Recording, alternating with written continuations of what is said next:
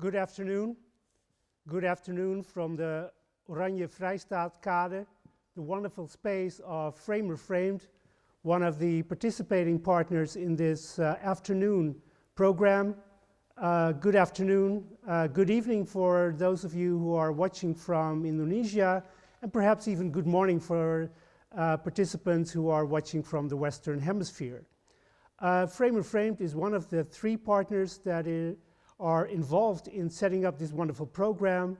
Beyond Walls and Read My World are the other two, and we are extremely happy that we have wonderful guests, but of course, as our main guest, the author of a book that has been in the public eye in the Netherlands for the past couple of weeks. It's a wonderful book. We will talk about the book, talk about the process of writing. We will engage, hopefully, in a critical conversation, and hopefully it will perhaps not necessarily revolutionize your view on Dutch-Indonesian or Indonesian-Dutch history, but it will definitely enrich your knowledge and also your perception of that entangled history. My name is Wim Manuhutu. I'm your moderator for this program. And for those of you who've looked at information pertaining the program, I have to inform you that unfortunately Ms. Jazzy Taihuttu is not able to attend due to health issues, but fortunately Ms. Amanda Pinatih is with us today. She's a curator at the Stedelijk Museum. I'll talk about her later in the program, but first and foremost, I would like to introduce our main guest. But, as the good Dutch proverb says, voor niets gaat de zon op. Only the sun rises for free. And so, therefore, both in the Facebook of Beyond Walls, Framer Framed, and Read My World, in the comments, as well as on the YouTube channel of Framer Framed, a comment is posted where you can pay as you like. And we are confident that you will like the program, and so hopefully you will also pay, right? Because another good Dutch proverb says, boter bij de vis. Nevertheless, it's pay as you like. But first, please join me in welcoming our main guest of this afternoon, the author of REVOLUSI, David Van Reybrouck.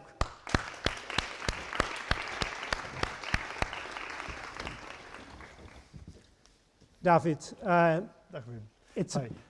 it's a pleasure to have you, and I can imagine that since the book came out a couple of weeks ago, you have been bombarded with people who want to talk to you, people who want to ask you questions. You've been in all major newspapers, and the average rating for the book is either 4 or 5 stars, bolletjes, or how you call it. There's been accolades and praise. And before you came out with the book, and perhaps that's the first question I would like to ask you. In the last couple of years, we have seen that discussions on the colonial past of the Netherlands and Indonesia have been on the rise. And more often than not, people would say, well, you know, we're not going to come to a final conclusion, but David will help us as his book comes out. While working on this book, and what we will do this afternoon is to especially look at a more critical engagement with that colonial past, engaging diasporas, but also more post or decolonial perspectives on that history. Didn't that put an enormous pressure on your shoulders, knowing that everyone in the Netherlands was thinking, we cannot solve it, so let David do it? Yes. It's a very long question with a very short answer, but yes, of course, I felt that pressure, and I felt that pressure mounting as I went along writing the book. And but it is what it is. It is not because a topical has become controversial or emotional that one should avoid it. It's quite the opposite. Precisely because it is so highly controversial, I think the debate on it is possible. And the phrase you just used before, David is going to help us, that's perhaps the most beautiful compliment I've heard so far, because that's perhaps what I hope to achieve with the book. Let it be part of a much broader effort to come to terms with the painful past. Mm-hmm. Thank you, and that's very modest and very, very, very gracious of you to say so. However, what does it say about the Netherlands? That I say I'm living in the Netherlands as a member of postcolonial diaspora, that we need somewhat of an insider-outsider to shed light or to help the discussion along. What does it tell about the discussion? I don't know, to be quite honest. I asked myself the question quite often before I started writing, like, am I the person to write this book? Given my nationality, my age, my gender, the color of skin I happen to have, these are things I cannot do a lot about it. But they definitely did make me wonder whether I was the person best suited to embark on such a project. Your question, what does it say about the state of the Netherlands that it has not been written by a Dutch person, could be countered by another observation, that is that people apparently have been waiting for this book, whoever was going to write it. My impression was, over the past couple of years, that there is a generation, and it's not just a generational thing, that we've come to a moment in Dutch public history that there is a readiness to, it's been boiling for a couple of years already. Ever since Jeffrey Pondaag started organizing lawsuits against the Dutch national state on behalf of a number of victims, especially widows or children of fathers who were killed, or husbands who were killed during the decolonization war, it's been on the agenda. There's a couple of books behind me here. I mean, there's Alfred Birni, The Tolk van Java, there's Stef Scaliola. All these books have come out over the past 20 years. And even before that, I mean, if you go back in time, let's say like since the late 1960s, this has been warming up. And I think I'm part of that movement. People are getting ready to come to terms with something that many people did not want to see, did not want to hear, could not possibly believe that it was true. And my impression is, and it's not just the younger generation, I think for the younger generation it's somehow easier. They've grown up in a multicultural Holland, that changes your vision from day one. But I've also spoken to elderly veterans, Dutch veterans, whom I visited over the course of a couple of years. I remember one man in Zierikzee who said, the first time I visited him, like, oh, Hutting die rode rakker, Hutting Job Hutting, who was the whistleblower, that red guy, I mean, that was nonsense. And then I came back to his same place, and he had just written the book by Remy Limpach, the massive volume on the brandende kampungs van Generaal Spoor. And he told me, it seems as if I have served in a different army. I didn't know it was that bad. So even for a person who was a staunch defender of the Dutch late colonial, or at least the veteran perspective, even these people are changing their views because of what is coming to light now. And I hope the book is part of that movement. Yeah. I think many readers will be thankful that at the end of your book you include a bibliographic essay to bring out the sources that you have used for in the writing process. Obviously the bibliography is much longer, and I think many students will be thankful because you basically help them to prepare if they have to do a paper or a thesis. But it also shows that that you're right when you talk about a longer movement and a development, because Ontsporing van Geweld by Van Doorn and Hendricks is there from 1970, never picked up. even when it was reissued a couple of years ago, obviously. What I would like to know, because in your book, you take your time actually to build and to contextualize the story.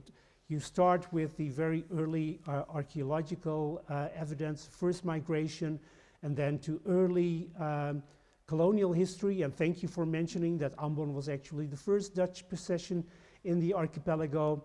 But I was wondering, in the 19th century, when we talk about the Java War, the Great War on Java, led by Prince Diponegoro, it of course coincided with the breakaway of Belgium. Yeah. And you have a very intriguing remark on that. There is a connection between the two. Well, the Kingdom of the Netherlands has lost territory twice over the past 200 years. First time was in 1830 with the Belgian independence. Second time was in 1945 with the Indonesian independence. So somehow I know what it means to break away from the Netherlands, from my personal history. But on a more serious note, it's true that both are related. Losing Belgium was for King Willem I a massive loss in terms of financial income for the Kingdom of the Netherlands, for the simple reason that he needed the economy of the Borinage, which is the French-speaking part of Belgium, which is rich in mines, and then the Ghent-based textile industry. These were the two major industries. Belgium was more industrialized than the Netherlands at the time of Willem I. So losing the income and the revenues of those industrial economies, mining and textile weaving, meant a serious blowback. And one of the reasons, so he lost that money, and then for 9 years he continued waging a war against the Belgian independence, not unlike the 5 years that the Netherlands waged the war against the Indonesian independence struggle between 45 and 49. There was a reluctance to let go, and a stubbornness, especially in the case of William I. And so, realizing that he lost Belgium, left a void in the national treasury. And at that point, he decided the whole cultural system, the cultivation system, as it is called in English, het cultuurstelsel, was invented to make sure that national treasury was going to be enriched with revenues coming from elsewhere. If it was not going to come from Belgium, at least it could come from Java. And that's why his whole colonial administration there was so instrumental in making that new economic and fiscal policy. So there is a strong connection between what happened in Belgium and the results in what happened in Java. Well, what is interesting, and thank you for this clarifying answer, is of course the interconnectivity. Because with the money coming out from the Netherlands Indies in 1963, former slave owners who used to own enslaved people in Suriname could be compensated. So there's this irony that poor peasants in Indonesia paid for the emancipation of enslaved people in Suriname. And if I look at the book, and you started our conversation also being very self-reflexive. The fact, and you made a joke about it, but in the book you sometimes mention that some people thought this is a representative, this is a person from the Netherlands. So this is the way people look upon perceived, me. yeah. And so how did you? That's a complete failure because I'm not. I mean, I'm not Dutch. I'm Belgian. But it is true that the Netherlands is certainly the foreign country I know best, and not only because of the language connection. It's a country where I've been traveling to very frequently from my age 20 onwards. I've spent many years here. I wrote my PhD here. My partner is Dutch. And there is much I admire in Dutch society, let this be said. And I grew up as a child on the Flemish countryside with the idea that we were country bumpkins and that the Netherlands were, as my father used to say, Hollanders, groot volk. This is the image with which I grew up. I remember one time driving with my father to Leiden, where I was living then, and we were crossing at Holland's Diep, the massive bridge crossing the river. This is and there's much I admire in the Netherlands. And perhaps because of that perspective, I do feel free to also express my sense of surprise, wonder, and even astonishment to see or to analyze the way the Dutch have been dealing with their colonial past, which is not the thing which I'm most impressed by. Couldn't that be, though, that because, as you say, the Nederlanders, groot volk, they're doing great, there is also this self-image. We are basically smarter, better than other colonial powers, perhaps, that this also was a hindrance of really opening up and listening to the feelings and the ambitions and the complaints of colonial subjects. I think this is a topic about the ambivalence of pride. I come from a country which is not very proud, and sometimes I even do resent that. Pride can be a factor for good as well, but it always entails the danger of creating blind spots. And a year ago, a PhD was published, I mentioned in the introduction of the book, a PhD was published on school textbooks for secondary education for history courses. And it was a comparison between British and Dutch textbooks. And it turned out that even the most recent Dutch handbooks, or even re-editions of older books, still use as the major frame for looking at the past 300 years of national history as Holland a tradition of democracy and tolerance. There's much to be said for that, because there are strong elements there. But if your main frame is set through that angle, it becomes very hard to have a look at the darker pages of your national past. I mean, imagine, I come from a very different country. I was never, in my textbook, there was never, when Belgium has been historically quite important in the rise of constitutionalism. The Belgian Constitution of 1831 was quite a source of inspiration. It's been the most copied constitution. This is something I never heard in my secondary school education. We heard about the difficulties of Belgium. And so there was not this idea of being a nation that could be proud of itself because of its democratic or tolerance tradition. When it comes to, and you refer to that already, this feeling of tolerance and freedom, in the back of you is of course Professor Gloria Wecker's important book, White Innocence, where she also investigates this self-image of, and especially when it comes to the colonial history. David, when I read the book, and you know, it's a page turner, I have to say. You know, is it? Yeah. It is. Thanks. But one of the things that I stumbled upon a couple of times, and you say it in the beginning, and of course, as a writer, language is important, right? Yeah. And there are some instances in the book where, and perhaps you could clarify. For instance, we have these different terms to refer to the Indonesian population, be it native or indigenous, inlands and inheems. Yeah. And it comes up in the book, and in the beginning, somewhere in the beginning, you say, well, I actually prefer indigenous, inheems, because I know that inlands has this colonial connotation. But it does pop up every once and again in the book. And so you just told me before we started that the people who were doing the editing and were working 24/7. So this ambiguity, if I may say. It is, and I found it very, very hard to find the right adjective.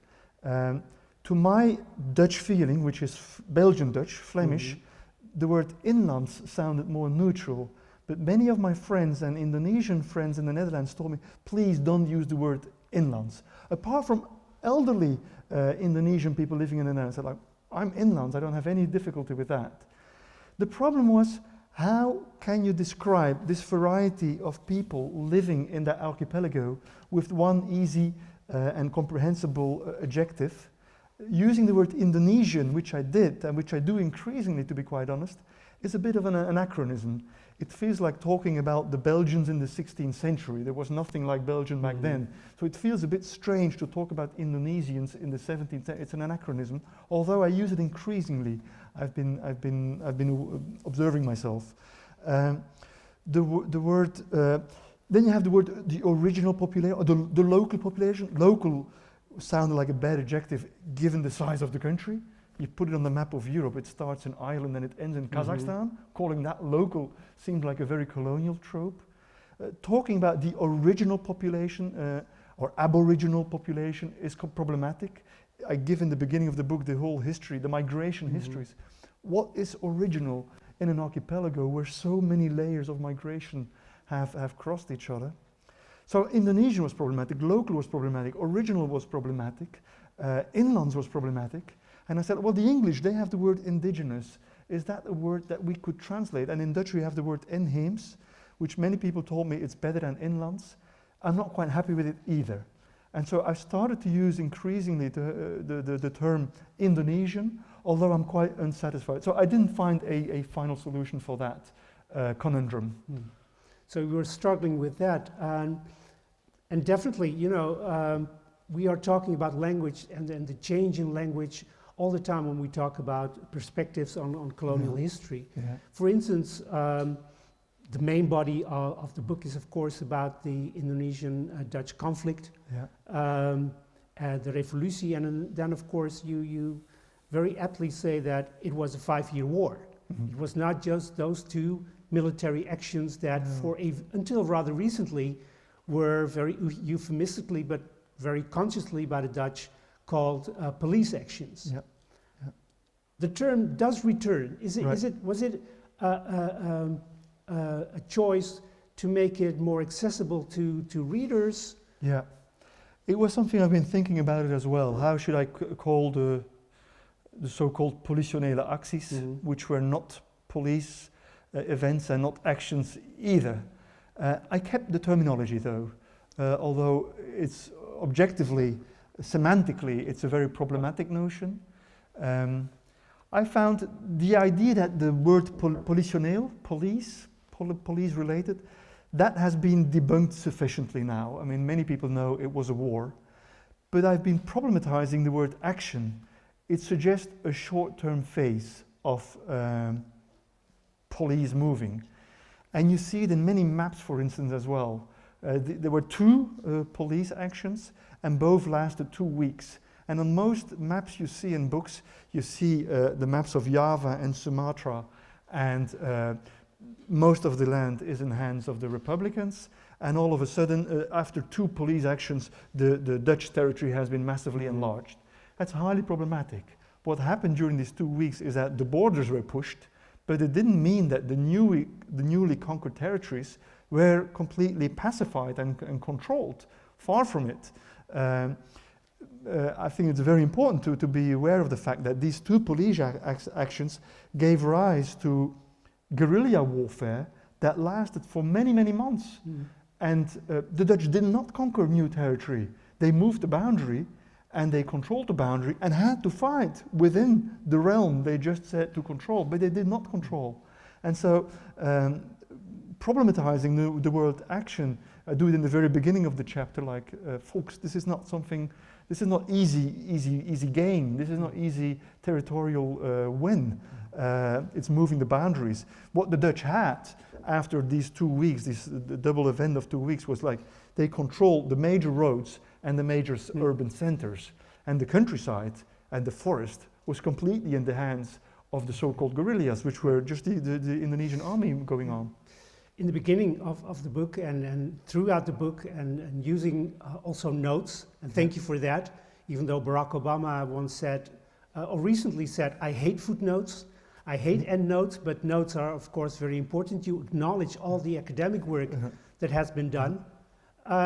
But you've also stated that, you know, despite all the research, sometimes these general images about this period are very resilient, very resilient against new academic research.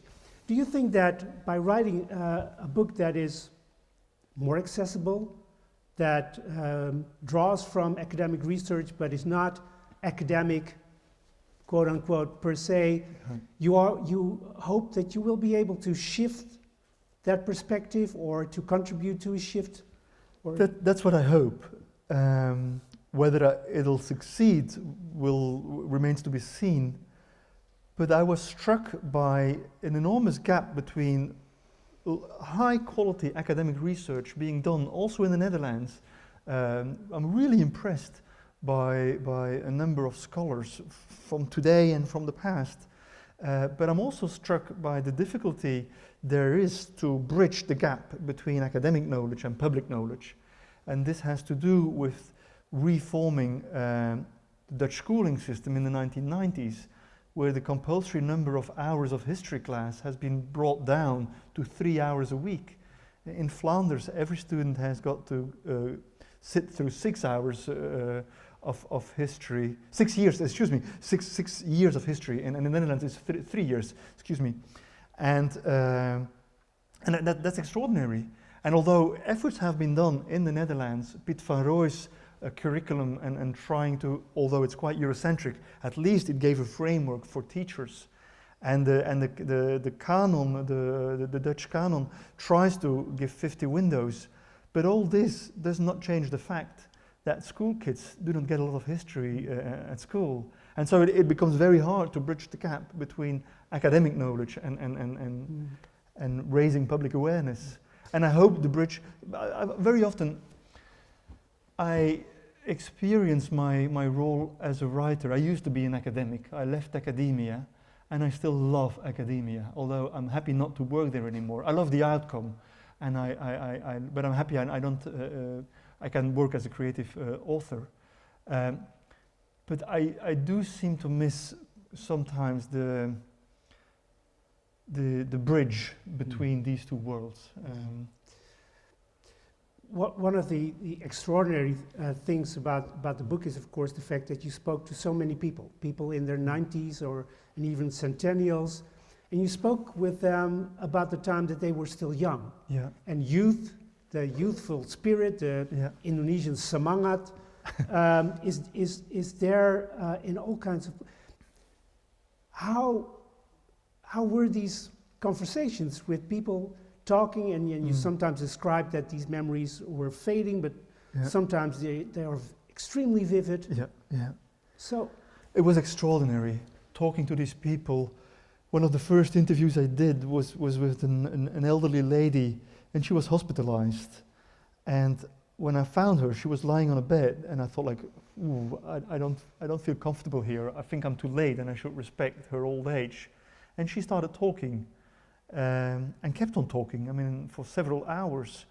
And she, as a 14-year-old, she had left Java, came from a broken family, was very much into the revolutionary semangat, joined the independence fighters on Kalimantan, sailed to Kalimantan, joined a local militia, first as what they call a Red Cross, so as a nurse and a cook, but then started to carry a weapon as well, and spent months living in the forest, being afraid of orangutans, running for the Dutch, sleeping on the ground, having hardly any food, trying to get food from local inhabitants. And she shared all these stories. I thought it was absolutely extraordinary. And these are voices which are not very often echoed in the archive, because the paper archive is very often a colonial archive. And if it's not a colonial archive, it's still an elite archive. So oral history was for me a great entry into history from below. And this, in the end, results in many beautiful conversations that also will have yielded an enormous archive. Yes, it is an archive as well. Yeah. What are you going to do with it? With the good. archive, because yeah, it's wonderful material. You went to Nepal. You talked to people that many people will not ever be able to talk to. Right. Yeah. What will happen with the David Van Reybrouck REVOLUSI archive? I haven't asked myself the question yet, but obviously I keep these notebooks.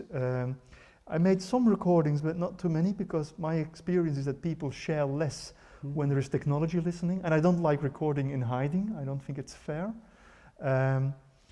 But my notebooks are open for everyone who wants to consult them, for scholars, etc.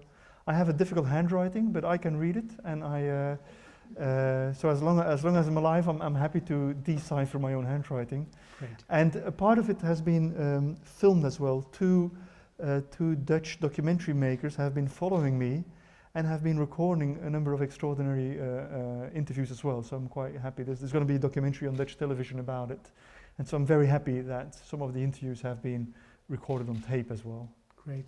Well, that is, of course, very important, because I can imagine that many people are intrigued and inspired also by this enormous body of work that you have done, and the interviews. Yeah. And it's 26 notebooks. 26 notebooks. Yeah, it's a lot. Wow. And for Congo, I only had 11. I wrote a book on Congo before, and I had a lot of material then. And now the stack kept on piling up. But I thought, like, I'm in a lot of cases, I'm the last scholar who is going to talk to these witnesses. And in many cases, I was also the first scholar to go and talk to them. So I cherish this material, and I'm quite a sticky archivalist myself. I mean, I'm really aware of that this is valuable material. Yeah. And you know, you said you have this history in academia, of course. Right. Do you have any plans of teaching based upon this material? Because I can understand that younger from the colonial, post-colonial diaspora, or younger people in general, are intrigued and are interested in learning about your method, your methodology, the questions, and sometimes also the problems that you encountered. Any plans, any offers from, for instance, your alma mater Leiden? Not so far, but well, the book has just come out. Actually, I would love to make a podcast about it, because the reading is changing and listening is somehow replacing, and I think it would be interesting. Apart from having an audiobook, I'm keen to talk about it and starting to delve into the possibilities of making a podcast about it. I mean, I don't have any experience there, but it seems like an interesting new genre, which I would love to discover. I once did some teaching in Indonesia, but it was on one occasion. It was interesting to talk to second-year undergraduates in southern Sulawesi. That was fascinating in the Banda region. And I liked it. But there's many things I like. So what did they ask? Because that is interesting. As perhaps as we move on, and in the meanwhile, I'm trying to revive the iPad that will send questions from our online audience, and we have a great team, Glenda and Armando, working on that. And I'm like Maxwell Smart, trying to. It's working. You have a screen. It's working. Oh wow. That's great. Okay, this is again a wonderful question, and it's one that's even better than mine. It says that you were surprised by some of the outcomes of the book. Why and how? Because you're the author. Right. Does the person ask what was the thing that surprised me most during writing the book? Well, the next line, it says, what struck David the most during his investigations for his book? So, many things. I must say, I got angrier and angrier as I was writing, and I was surprised by that. The attitude of Dutch political authorities, as I started to going into the details of what had happened during ministerial meetings here in The Hague, just not far away from Amsterdam, where we're sitting now, I found them extraordinary in their psychological myopia, the sort of short-sightedness, and the lack of understanding, the sort of there has not been a lot of moments of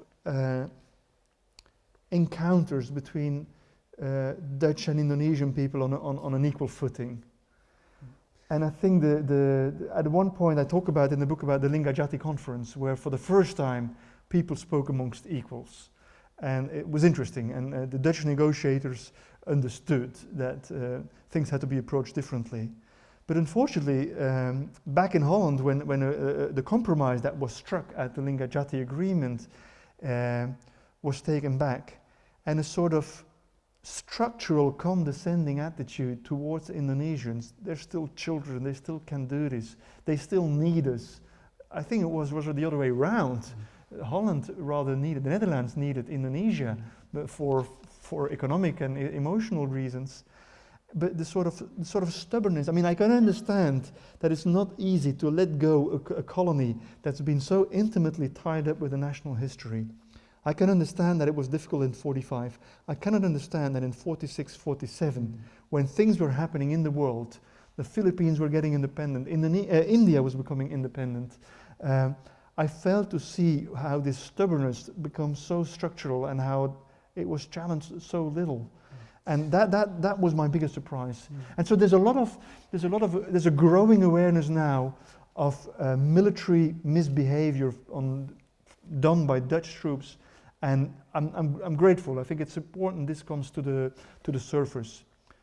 But I feel bad and uncomfortable with Dutch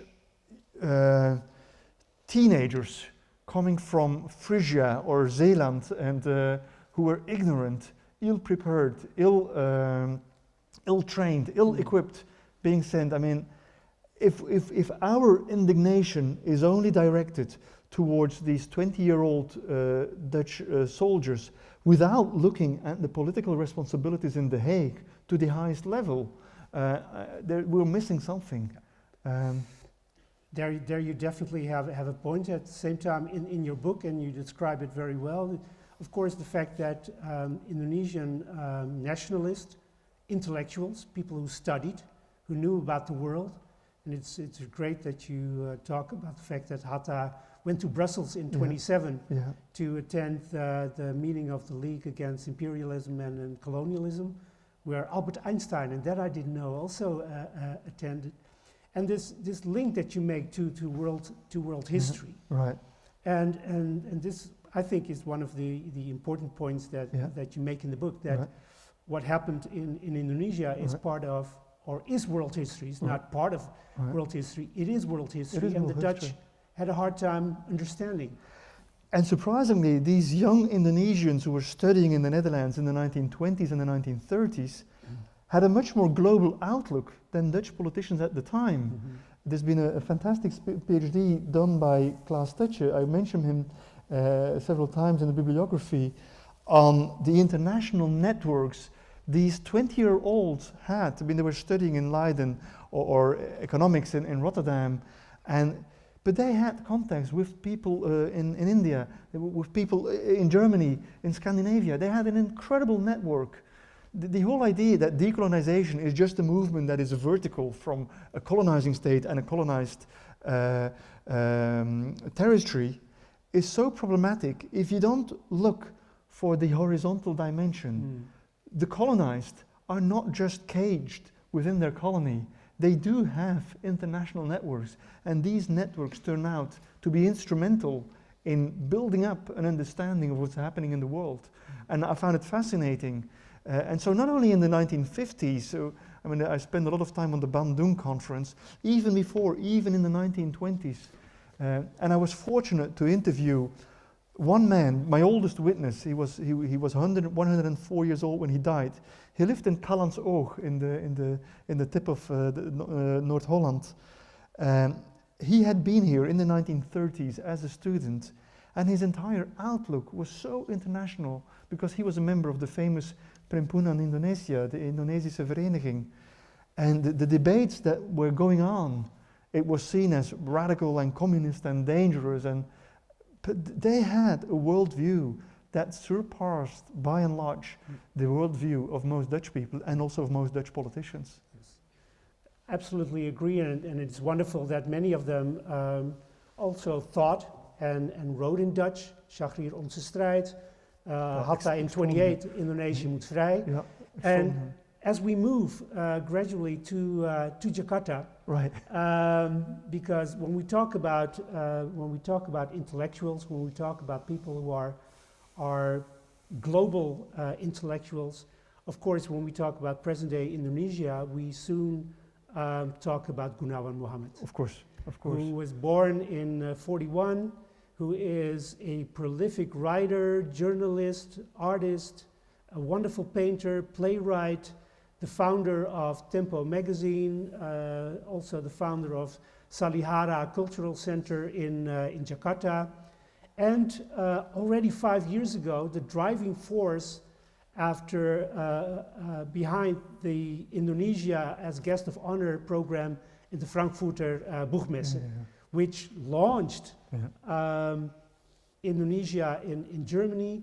Many wonderful authors have been translated, and this is perhaps something that we can take up with Goenawan Mohamad. And for those of you who want to follow him on social media, he is on Twitter, GM, and when you're really famous, you only need 2 words, GM, or perhaps in David, DVR, enough. He has tens of thousands of people that follow his tweets, his short columns, catatan pinggir, sidelines have been translated in English, not in Dutch. He's a top intellectual. He's Indonesia's leading intellectual. He is one of the best. And Absolutely. so we are very happy that he can join us for this occasion. And let's just look at the There he is. screen. Selamat malam. Good evening. Good evening. Good evening. Can you hear us? Yeah. That's good. We are very happy that you can join us in Amsterdam. Unfortunately, you cannot join us on the stage, but we are definitely happy and privileged that you join us by Zoom. And if I may ask, Mas Gun, how are you doing in these trying times in Jakarta? Well, it's very difficult because Salihara is technically closed, but I come here every day to be in my studio and do a lot of paintings. That's the way to have a protocol, kind of my protocol, to be isolated and work. Okay. But the pandemic is getting worse. Well, that's very sad to hear. But Masgun, if I may, we are here with a small audience because of the pandemic, but also, of course, on the occasion of David Van Reybrouck's book, REVOLUSI. And what we would like to ask you, when we talk about the colonial history, and especially the 20th century colonial history, and you have been one of the people who have read, wrote, you did a lot of things pertaining that colonial history. What would you say is the present state of Indonesian understanding of that colonial history? Well, first of all, let me congratulate David for the success of the book, and I wish I could get it soon. And maybe we can manage to send me one and I can produce it. And I would really want to see David and Wim together soon. But the pandemic has stopped all troubles. But still, to have this kind of meetings is wonderful. That's why when I was asked to come to join, I did stream it twice. Well, the question is about what people think about the colonial time. I was intrigued by what David said, that the Dutch were rather reluctant to talk about the past maybe out of guilt and embarrassment. But in Indonesia also, when we talk about revolution, we don't talk about it. It's a myth. We have to explore more about it. That's why books like David produced is very important to be read here. A lot of myths about revolution and the word has a kind of aura. Every time people say the revolution, it means something good. But there are a lot of questions. What is really a revolution? When we talk about revolution, actually, most people talk about the independence war. David talked about it in 5 years. It was 5 years? Yeah, since the Aksi police action in 46. But there are other meanings of revolution used in a non-violent way, but in a very vague way. Maybe that's the best thing about revolution, it's very vague. It's undefinable, like poetry. But then,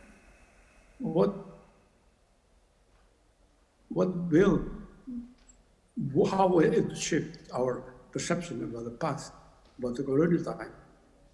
When it's based on myth, it's very contingent and very, very, very, very unstable.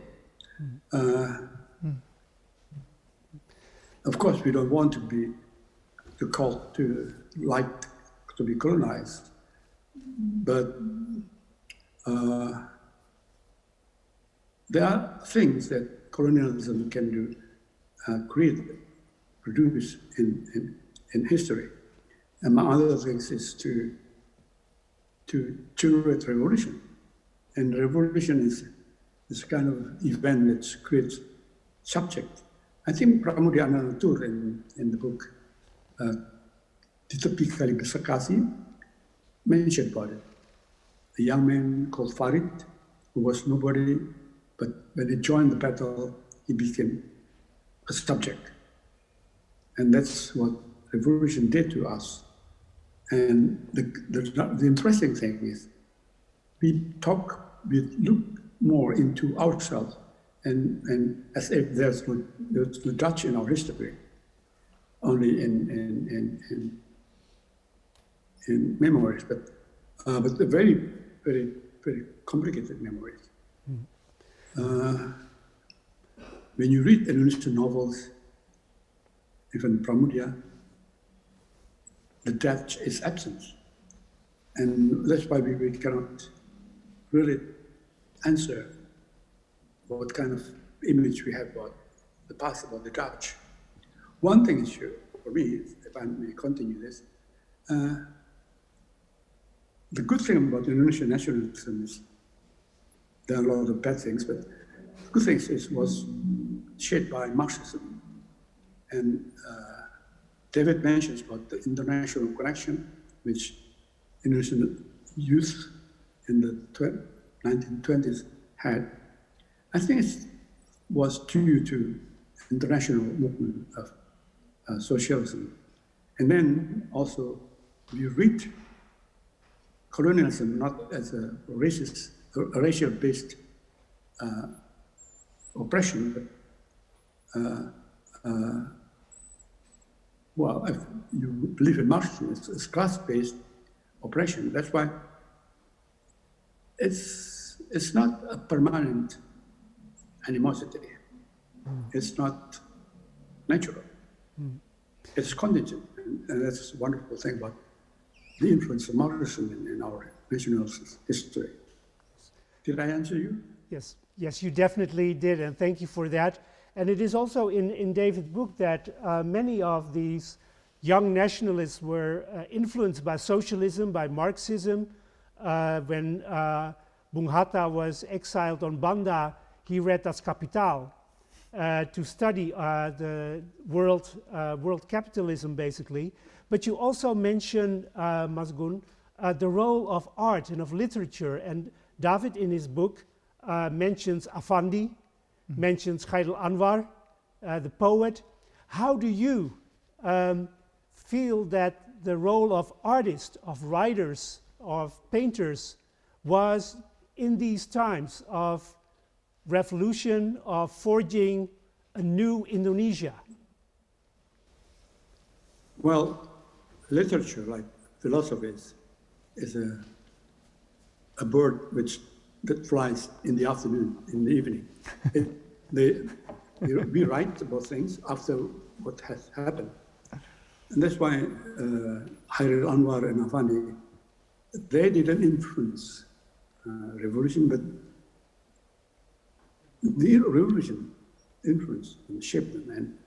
But there was a kind of chemistry between freedom and creation. And maybe that also explains why so much outburst of creativity after 45. But not because of the Dutch disappeared, but because the Japanese disappeared. The Japanese controlled the language, controlled expression. That's why after the Japanese gone, literary production was very, very, very, very impressive. Yeah. But painting, yeah. The other day I went to Istana in Jogja. Maybe David has been there. And you have been there, Wim? Yes. In the Palace Jogja. There was a museum, paintings, all about the revolution by Afandi, Hengantung, and Sujoyono, of course. And you see how revolution was captured in the visual art. But only people like Sujoyono could really explore, express it very wonderful. And there's something which it came together with modernism in the art. So the whole tradition of visual art in the past, even in the 30s, were undone. And the other thing I would like to add is, revolution has a lot of negative impact. And we don't know yet what kind of positive impact we have after that, except that we have our independence. But one thing I noticed is the language. Indonesian language changed a lot from the previous era. So we, for example, the way we use bong, which I think originated from the Malukus.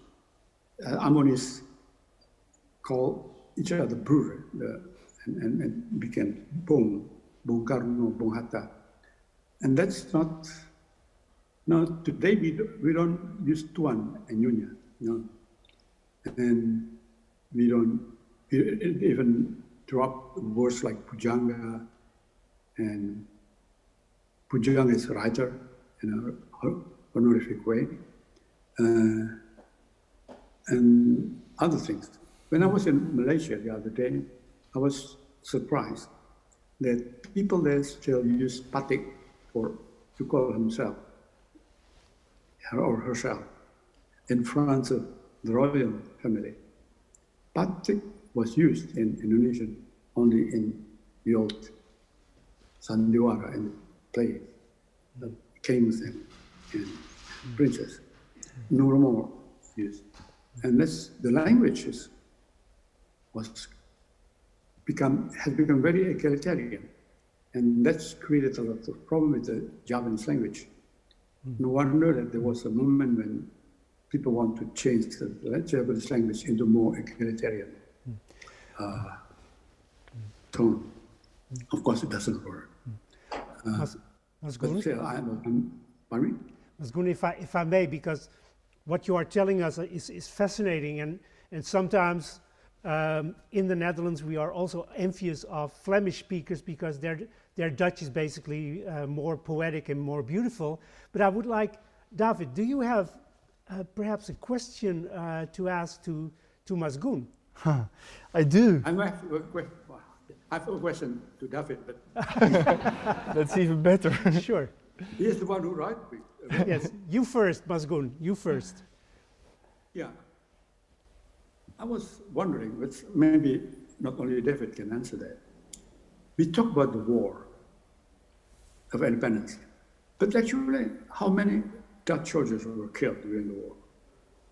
When I was a kid, I knew there were 3 in my neighborhood because a guerrilla threw a grenade in the bivouac. But for the rest of the country, I don't know, maybe nobody was killed. Right. There is. And that's very important because it could also put the war of independence into the right perspective. That's right. On the Indonesian side, there were casualties between 100,000 and 200,000. That's what people estimate. On the Dutch side, probably 5,000, but only half of them were killed in action. The others either died in accidents or from diseases. So about 2,500 people killed in action. 5,000 Dutch people have been buried there at the graveyards. This is soldiers, right? Soldiers, excuse me, I'm talking about soldiers here, yes. Oh, thank you. Also, they were buried here in Jakarta? I think, yeah, several places. I have a question for you as well, Goen. Yes, please. Last time I was in Jakarta, I was intrigued to see in front of the museum the sort of colonial paraphernalia, people dressing themselves in colonial, riding Dutch bicycles, being dressed in colonial dresses. Is there a form of reenactment culture? What does it say about the colonial past if it become commodified in these sort of, you can have your photograph taken with an umbrella from 1900 and on an Oma bicycle from Holland, and what does it say about the way people or tourists deal with that past? Oh, that's very interesting. I think human is an animal who can be bored, and we are bored with this revolution thing, and we start having nostalgia of the past. Yeah. But why the past was the colonial past? Maybe from aesthetic reason, the dress, the architecture, they were all Dutch. And the other thing is that, again, we don't have any memories of hatred against the Dutch as people. No. It's true. The other day when I was in Holland, I was asked by Professor Theo, do you have some grudges and hatred against the Dutch? I was surprised that I never thought about it. We don't. And because he knew my father was executed by the Dutch. But I was educated not being anti-Dutch, but anti-colonialism. And I think many Indonesians were like that too. That's not because it's not ethnic-based nationalism, which was different from the new nationalism in Serbia or maybe in Africa. And I'm very happy to have that in Indonesia. Of course, then it's not perfect. And we have our own race hatred against the Chinese in the past. And bigotry is always hidden somewhere. But yes, we don't have any bad feeling about the Dutch people. And of course, we don't enjoy the food. But be enjoying the process. You know, Jakarta without your city was nothing, will be nothing. Not interesting. You know, even in Semarang, have you been to Semarang lately? To where? They renovated Semarang. Semarang, yeah. Yeah, they have, the old town was being renovated, and most of them are Dutch business buildings, and they're beautiful. And this kind of thing tells you about the way we remember the past.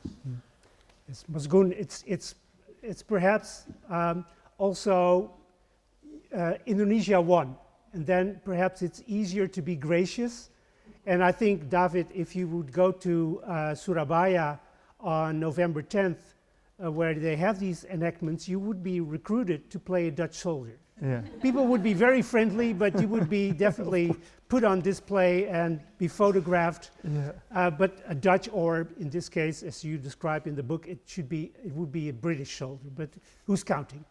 Mazgun, thank you so much for taking the time this late at night to join us in the conversation. Hopefully, you will be able to stay with us and follow the program. But for now, and I'm very much looking forward meeting up again, looking at your wonderful paintings, and perhaps one very brief question, because as of late we see a new generation of Indonesian writers that engage with the colonial past. When Eka Kurniawan, Iksaka Banu, Ayu Laxmi, and others, Laila. Why is this? Well, it's they don't have real memory about the period, so it generates a lot of possibility to create, and there are a lot of good stories about it. And actually, books like what David produced would be very helpful for a material for literature. There's going to be a book on maybe you are aware of it, the Chinese image of the Chinese in Dutch literature. It's going to be published next month. I wrote the forward, but it's a wonderful book, and there are a lot of stories about the Chinese which many Indonesians are aware, and a lot of materials to be written, for a play or for a story, because you need a lot of materials to write, and it's good that Ikas Banu is one who very, very productive about it. And I'm very happy with that. But of course, should be more good writing and not only a good story. Thank you, Mazgun, also for this tip, because any book that you write a foreword for is worthwhile reading, but first people have to read REVOLUSI, obviously. And again, thank you very much. Stay safe and healthy, and hopefully until sampai jumpa, until we meet again. I would like to thank you, both of you. I really enjoy your appreciation. I miss meeting you both. And the talk is very important for me. I will say. Thank you. We miss you too. Thank you very much. Thank you, Goenawan.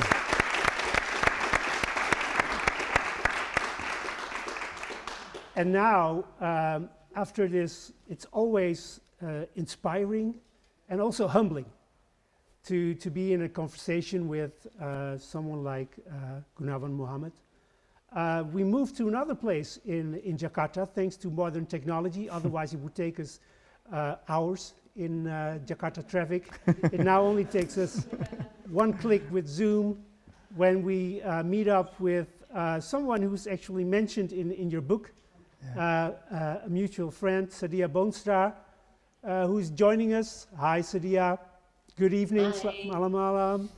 Sadiah Boonstra is a historian, did her PhD, did her MA in Leiden actually, but then moved to the Vrije Universiteit, did her PhD on Wayang as cultural heritage, and who is now working and living in Jakarta as a researcher, a curator. And Sadiah, you're mentioned in the book, you and David visited museums together. And so how does visiting museums play into research on the topic of revolusi? Are you asking me? Yeah, the both of you can answer, yeah. First of all, hi Wim, hi David. I'm so glad to be participating tonight and so glad to see you here.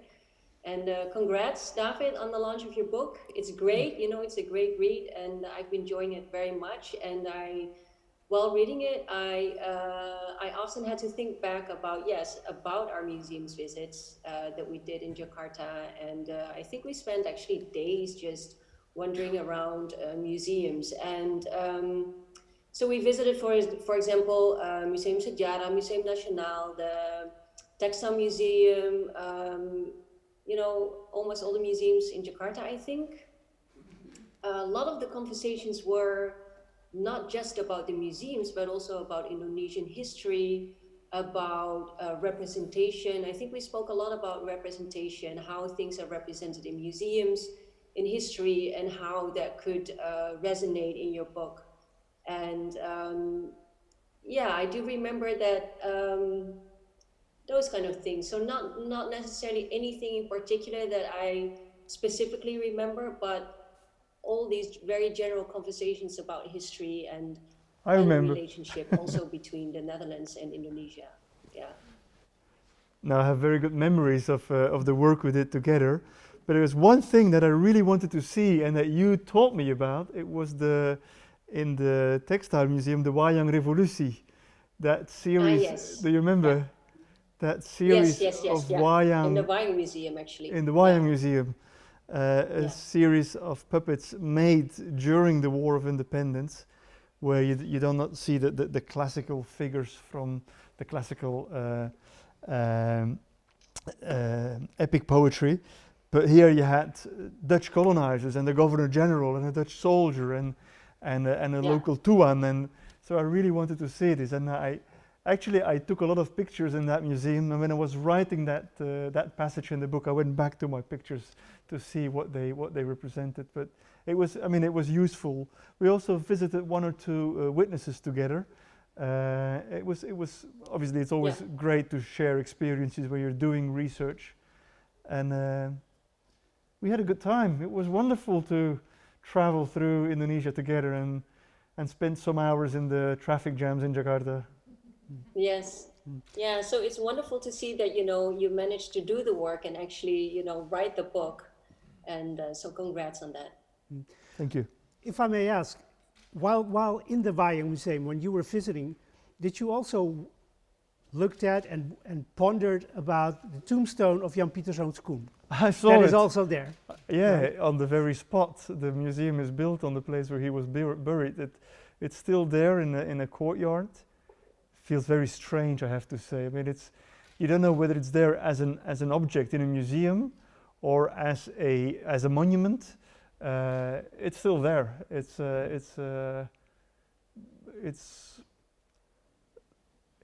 legacy loaded with emotions and ambivalence and meaning, and it's somehow tucked away in that museum, strangely enough. Yeah, it is. David and Sadiah, you read the book, and David has this wonderful metaphor of the ship. In this case, the Van Wijk that met a terrible fate, but people have to read it to learn more about the fate, but also the fact that David uses the metaphor of these different levels of the ship as a symbol of colonial society that is based upon difference in many, many ways, not only socially, economically, but also judicially. Was that something that struck a chord with you, or how these differences, also legal apartheid, was there in David's book? Yeah, I was thinking about that actually, and I did find in first instance I thought like it was a very clever find, and then later in your bibliography I read that that was actually a metaphor that was more often used to sort of like explain the hierarchy in colonial society in Indonesia. I was wondering actually, because also now when Mas Gun was actually saying that there is not really, there are not really hate feelings, very vibrant hate feelings amongst Indonesians against the Dutch because nationalism was not ethnic based. But I was actually wondering, because you do mention that in the decks of the ship, of course, throughout colonial society, you do mention that there is racial discrimination, and race every so often pops up, but it's largely something that I have to read in between the lines. So I was actually wondering, David, you know, to what extent you actually wanted to make a point to show the racism that was so deeply embedded in colonial society. The metaphor of the ship with the several decks for me was useful because there was obviously colonial society is a divided society. It's a society with precisely allocated spaces for different sorts of people. But the metaphor of the deck for me was useful because it was more than about race, and it was more than about class. There was some form of, it's different from apartheid South Africa, for instance, where racial discrimination imbued every aspect of social life. Whereas here in the Dutch colonial context, some people could move from deck 3, where the Indonesian masses were, to deck 2. And some people on deck 2, sort of middle class deck, could move on to deck 1. There was a form of social mobility, very limited, very frustrating for those who climbed it. You would think like these are the happy ones, but once you reached deck 1 from deck 2, you'd notice that you were not quite part of deck 1 yet. And I found the metaphor interesting because it allowed to talk about social divisions that were not just class, not just race, but societal divisions. Chinese people were both on deck 1, deck 2, and deck 3. Indische Nederlanders, the so-called Indos, another term whether you can wonder whether it's still useful or not, were on deck 1, deck 2, and were not allowed to go to deck 3. So there's a lot of, the divisions are not entirely social, they're not entirely racial, but they're quite spatial, and I thought the metaphor of the deck allowed me to explain that complexity. And it's a metaphor I found. I mean, I was doing research on the Van der Weyck, that ship that sunk and had a lot of victims on board, and I started checking the old newspapers, and I said, oh, wow, if there's one place where colonial society, where the divisions of social society materialized, it was on board of these ships. People sat together for hours, even days, sailing together, and there you saw the social divisions of that society. And it was only gradually I started to delve into this. This is really interesting, this is a good metaphor. And then I found an article that somebody had suggested that metaphor somewhere in the 1990s already. So, and he had done some great research as well. Yeah. And so Sadiah, what else struck you when you were reading David's book? Did you find anything that was, well, surprising or perhaps contradicting things that you are working on or thinking of? Because obviously, as we agree, we also have to be able to disagree, because otherwise we don't have a debate and everybody's just cheering. And we have these ceremonial sessions sometimes where, for instance, in Indonesia, everybody is very happy and everybody is applauding, and at the end you're none the wiser. So what is your take? Because you read David's book, you've been involved in also part of the research. What is also the relevance of REVOLUSI for you, but perhaps also for fellow historians and curators that are working in Indonesia right now? Perhaps I thought more about it in terms of audience, maybe not necessarily in usefulness or in that sense, but I was thinking in terms of audience.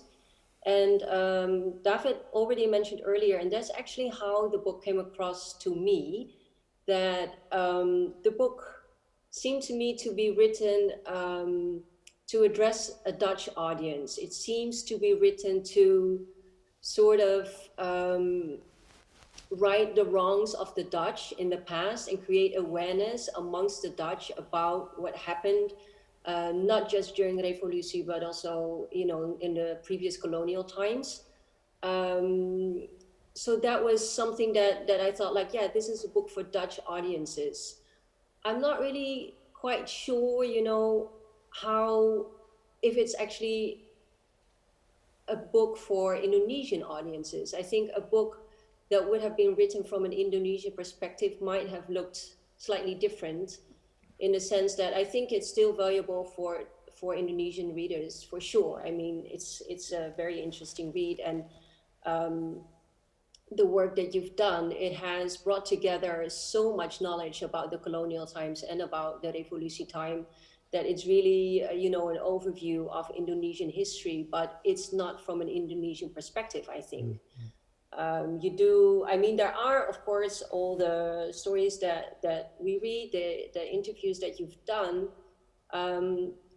but I was sometimes wondering, you know, could you have used other sources, for example, for the late colonial period in the 1920s and 1930s, maybe letter exchanges between Hatta, Sukarno, you know, and take their perspectives as a starting point for this story.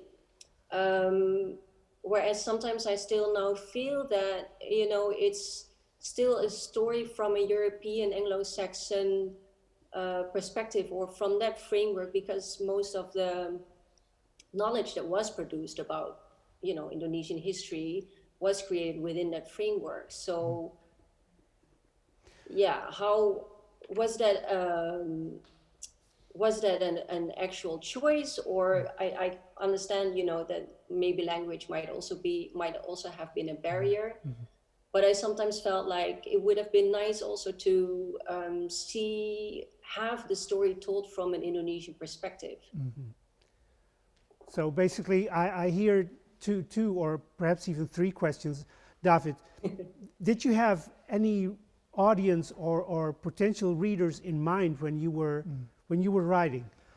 I definitely had more than a Dutch audience in mind, for the simple fact that I'm not Dutch, and I was hoping that people in my country were going to read it. And even beyond that, I think one of the reasons why I stress that the Indonesian history of independence is world history is also because I believe that people should know about this. I hope that people in the US will read it. I hope people in France will read it. I hope that Japanese people will read it. But Sadiah is right. I mean, it's undeniable. I am not Indonesian. My perspective is obviously biased from the point that I'm writing from. I am a Belgian author. I am who I am. What I try to do is to challenge my perspective on a permanent basis by inviting in voices that I would not normally hear. One of the reasons I do these interviews is not only because it is interesting and intense to go and travel to places and to hear people you would never hear, but also because their view opens my mind and tries to takes me out of Belgium, takes me out of Europe, gives me a perspective that I wouldn't get otherwise. But it is true that I was struck when I was in Indonesia that, well, two things. First, there is not such a thing as the Indonesian perspective. I mean, it's the fourth biggest country on the world. So let us not believe there is such a thing as a monolithic local perspective. It's not local. It's a highly diverse society. Second thing, book reading is not as big as it is here, or we are perhaps becoming more Indonesian in now that we are reading less. There's not a lot of bookshops. I didn't see a lot of people reading books. The very idea of producing a history book is perhaps something quite Western, and people who do read books and who still read them in Indonesia, people like Goenawan Mohamad, we just heard before, are people who have close contacts with what's happening in Europe. So there is obviously, I didn't see a lot of people reading big books in Indonesia, but still that should not stop other people from writing them. I think it's valuable, and I would feel a little bit sorry for a world in which only Peruvian activists can write about Peruvian activism. I do believe that a global dialogue is possible and necessary, and I believe that books are one form of it, but I just said I would love to make a podcast, and perhaps podcasts are a nicer way. Having English streaming programs is another way of sharing sharing knowledge. But it is true, although there are much more people living in Indonesia than in the Netherlands, I believe that more Dutch people will read a book than Indonesians will, because of the book reading culture there. Mm. On that note, perhaps a very brief question in between. You've talked to so many people, talked about very intense and also traumatic experiences in their lives. What is then your position, or perhaps I should even say responsibility? You leave. And sometimes it's very hard to be in contact with these people again if they're living in Nepal and in very isolated areas. How do you deal with that, well, responsibility that they've shared with you? Yeah, it's something I struggle with myself as well. People give me their story, and I try to be a good custodian of that narrative. But I keep on wondering, did I do them justice? Did I portray them the way they would have portrayed themselves? That for me, it's a friend of mine is a photographer, and he tells me like every time I take a portrait, there's a moment of intimacy, and then I go home and I work on the picture, and then it's printed, and it's like you're taking the distance from the person. I recognize that procedure very, very much, and it's difficult. I try to make sure that what I write is something that can always be read by the person. Sarcasm is not my style. Irony is not my style. I'm not there to debunk people, to destroy their public image, their sense of self. I try to be highly respectful of that. But it's difficult, and in some cases I can hand a copy of the book. I'm looking forward to see the book published in Indonesia and to be able to give it to people I interviewed themselves. But with a number of people I know that we'll never be able to reach them anymore because they live in very remote places, and most of them, I think half of the witnesses I spoke to have died between the moment that I interviewed them and now. And that's a sorry feeling. At the same time, people also told me, like, just the fact that you are here to listen to my story is meaningful. People have a lot of emotions, and Goenawan just said, like, the REVOLUSI has become a myth, and that myth has become very monolithic. And there's not a lot of room for individual pain within that myth. We won, so we are the happy winners of that story. And a lot of people told me, like, well, there was one man in southern Sulawesi who told me, every year I need to go to this ceremony, and they take me with a car, and at the end I have to walk home, and they have given me a new T-shirt, and it's all the cheering, like, we won. But he said, like, I don't want to talk about it. For me, he was crying when he was giving his testimony. And I don't think that person will still be able to get the book in time. He was very old and elderly. But I had the impression that the moment itself was an important moment of truth, and I hope that the sharing of his story. But it is something that bothers me as well. Something I struggle with. I think of these people. In the book, they're just names. In my mind, they're individuals. They're people. Sadiah, if you hear David sharing his feelings and his thoughts, of how history sometimes becomes monolithic, state-controlled, where there is hardly any room for. Is this something that you also recognize, and if so, in your practice, how do you deal with this situation? Yeah, I think that's definitely, you know, a thing also connected to what Mas Gun was saying earlier about that there is not a lot known by the general public about the period of Revolusi or about colonial history in general, I would say. So there is still a very big challenge for historians in Indonesia, historians writing on Indonesian history, to rectify that. And I think part of that is a result of these very strong nationalist frames that have been, that we've had in the past during Sukarno and then Suharto, that were so, the political frameworks were such that they became like straight jackets for writing history.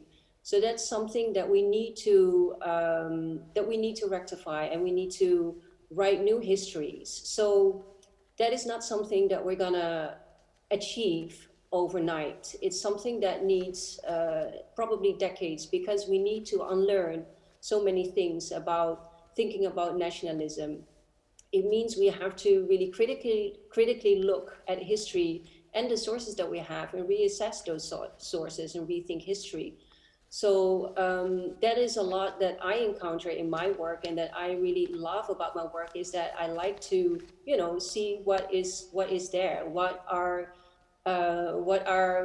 people here, Indonesians, inlanders, inheemse mensen, actually doing, and what do they think about history, what part have they played in history, and how are they actually dealing with that history in the present for their future? Because a lot of younger generations, they are also looking for an identity, because the history that they've been learning at school was never a history that wasn't actually history. It was always propaganda.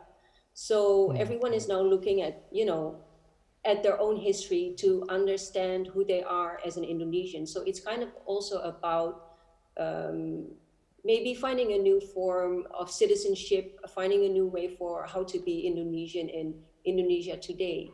And I like working with artists and visual artists, performing artists, to basically explore what else is there beyond the colonial framework, beyond these nationalist frameworks that are still there, and create art and knowledge for another future. But it's interesting. Hello?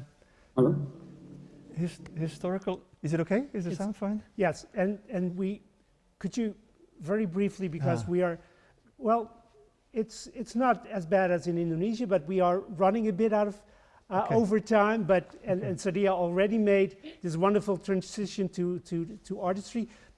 But you have a brief comment. Very, very brief. We seem to think like we are doing fine with history.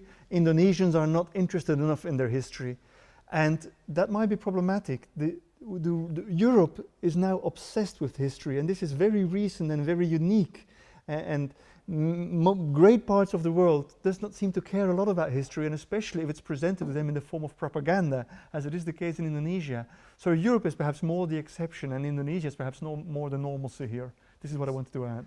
Thank you, David, and thank you also, Sadiah, also for providing the bridge to the next part of our program, which is a wonderful performance by Robin Blok with visual storyteller Jeremy Flohr. It's part of a 5-series performance called The Manual for the Displaced, and the first performance is titled Jakarta, and Robin will introduce the second performance, and in order for the performance to really blossom, I have to leave.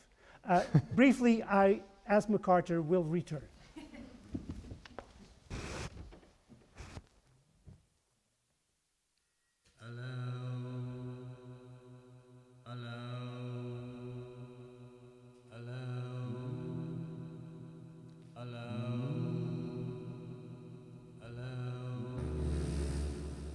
Hello.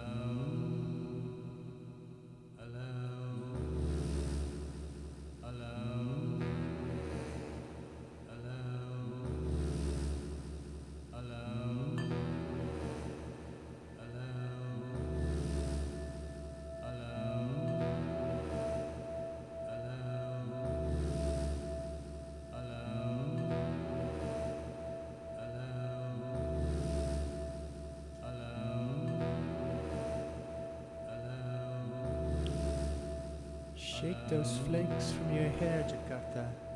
For in the tears of old skin withers like dry leaves. Black water flushes out of your harbor. The prayer begins. Are you awake? Steady on your feet. I'm boiling hot. The sheets are soaked. There's a dagger floating up in the air. A Kraspusaka standing on its tip is pressing holes in my skin. Little red dots start to itch. Gojeks shoot like chichaks for your veins. Your cells fill up with sunlight, fill up with ashes. The blood flows faster and faster as the day ripens between your spine. Lamp, scalpel, needle. Jakarta! The doctors look at you worriedly today from behind their mouth caps. There's a cockroach sprawling on its back, its little paws in the unforgiving air. I'm dizzy. Nearly coughing up as the floor and the ceiling are spinning in opposite directions. Tiny soldiers with lizard tails are creeping past the paintings, lurking at me from the strangest angles. Jakarta!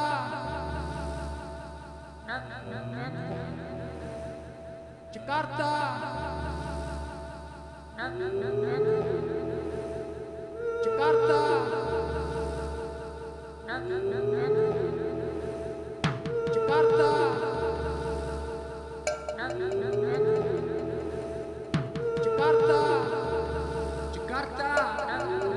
Stick out your tongue like a hopeful patient. Stick out your tongue as a sign of life. Every warung is a waiting room. You and I nodding at one another, getting ready for the big operation. Jakarta! Jakarta! Jakarta! Lalu lintas macet. This is traffic jam, cardiac arrest. Is your heart frying on the concrete machines, grinding your brown teeth? Do I hear your ancestors moaning, still mumbling about the old days? Dulu wadu. I wrap myself into a banana leaf and fall asleep. Ants crawl between my toes, they lift me up and carry me into this steaming road hole. Back to your respirator. Sweat fires like bullets from your forehead, clinging to infusions of klapa muda, from the air conditioning in Toyotas to the marble verandas to the shiny floors of your shopping malls, from the lobbies and hotels back to my sultry bed. Your nails scratch veins on my sheet. The day still sways and swirls. Black water engulfs your hair. Are you listening to the sound of crickets and sirens? The tinny-tack-tack of the last kaki lima, the girls giggling in their palms, the creaky lamentation of the old imam. Jakarta, I'm trying to hear your voice between all of that rumble, to fill my lungs without coughing, all of that dust in my mouth. Jakarta, I'm trying to love you. Red flames burn in my chest, and with every stroke of the gong, I shudder.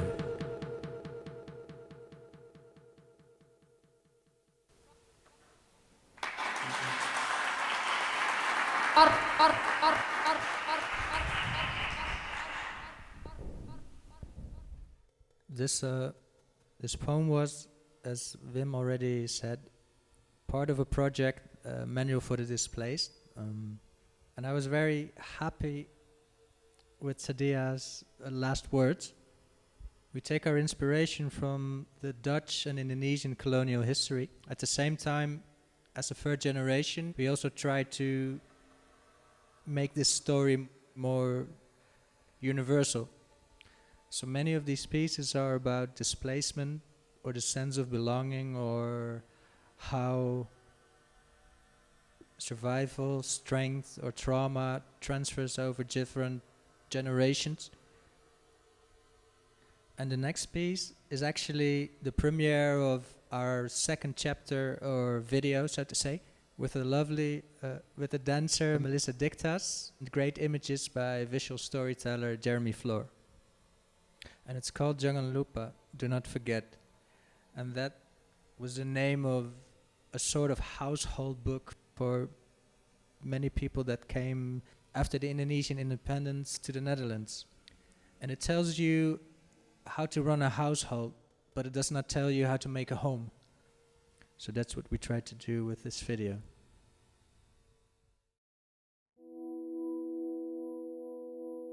You must learn how to move under skies that darken your skin.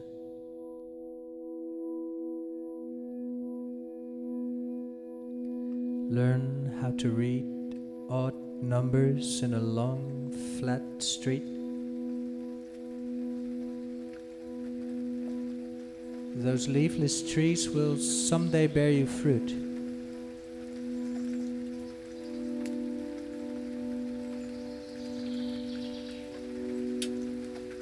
Carve your name in the threshold.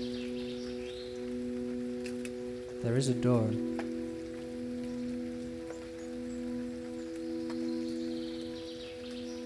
Cloak your fugitive thoughts, rushing barefoot through the hallway on cold floors.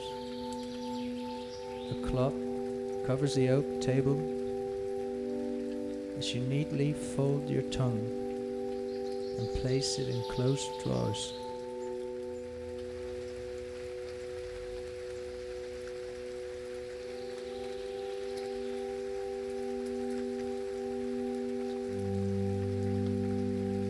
Nail your rice field to the wall, or a garden, jasmine blooming, an old doll with holes so the light passes through it. If you squint your eyes, the colors will brighten.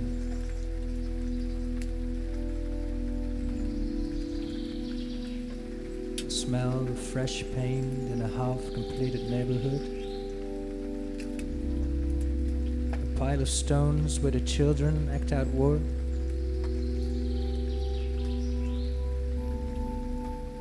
Bless the Lord, for there is food. Pale flesh, potatoes. And there are tricks to peel the skin of anything. The trunk keeps its lips shut, roaming the attic at night. Grandfather's portrait saluting you, old friends smiling in black and white.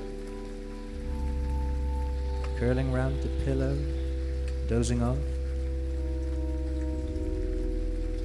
Sometimes the light will cleanse the room as you stretch with your mouth wide open. Sometimes the furniture will retreat and you catch yourself standing still, like some mute animal.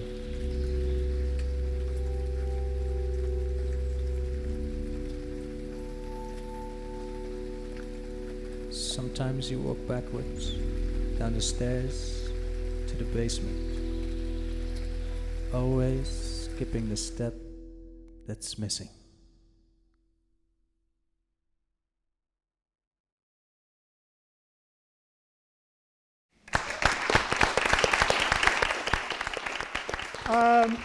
And we are very happy that we are now joined at the stage with our last guest, Amanda Pinatih, who is a curator of design at the Stedelijk Museum Amsterdam, also a co-founder of a design museum in Mumbai, which is a wonderful topic to talk about. Perhaps it definitely warrants a separate session, I would say. But in this setting, we have asked you, and thank you for coming out on such short notice, to, as a representative of a younger generation, to to engage with us in a conversation. How do you feel books like REVOLUSI that are coming out can play a role in the way that younger people, especially from postcolonial diasporas, engage with this history of colonialism, of postcolonialism, of present-day issues that are rooted in colonial history? Do you have any thoughts? Yeah, of course. Thank you for having me, by the way. I think a younger generation is becoming more critical than the previous generations, and that's of course not surprising, because a first generation that arrived here after the independence war, they had to assimilate, like Robin actually just very beautifully visualized. Second generation saw how their parents were struggling with trauma, and they actually really wanted to fit in. But I think this third generation, or a bit younger generation, maybe feels a bit more distance to that memory.